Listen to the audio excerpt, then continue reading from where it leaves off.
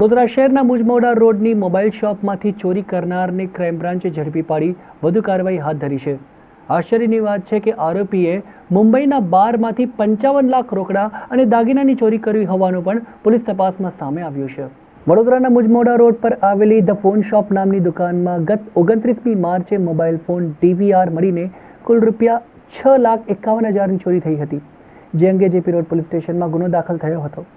Crime બ્રાન્ચે આ અંગે તપાસ શરૂ કરતા જાણવા મળ્યું કે આરોપી નંબર વગરના સફેદ કલરના મોપેડ પર આવીને ચોરી કરી ગયો હતો, જેથી પોલીસે તે દિશામાં તપાસ હાથ ધરી હતી. પેટ્રોલિંગ દરમિયાન નોવિનો તરસાલી રોડ પર પોલીસને જઈને આરોપી નાસવા જતા પોલીસે પીછો કરીને તેને દબોચી લીધો હતો.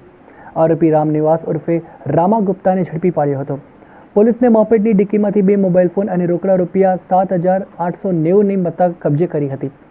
તેમજ ચોરીમાં ઉપયોગમાં લેવાતા સાધનો પણ પોલીસને મળી હતી. પોલીસે હાથ ધરેલી પૂછપરછમાં એવી વિગતો જાણવા મળી કે આરોપી છેલ્લા 14 વર્ષથી ચોરીઓ કરે છે.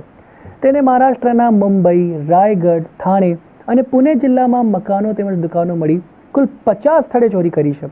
તેમજ 5 મહિના અગાઉ મુંબઈના નાલાસોપારા ખાતે વાઇન શોપ અને બારમાંથી રૂપિયા 55 લાખની વધુ રોકડ અને સોનાના દાગીનાની ચોરી કરી હતી.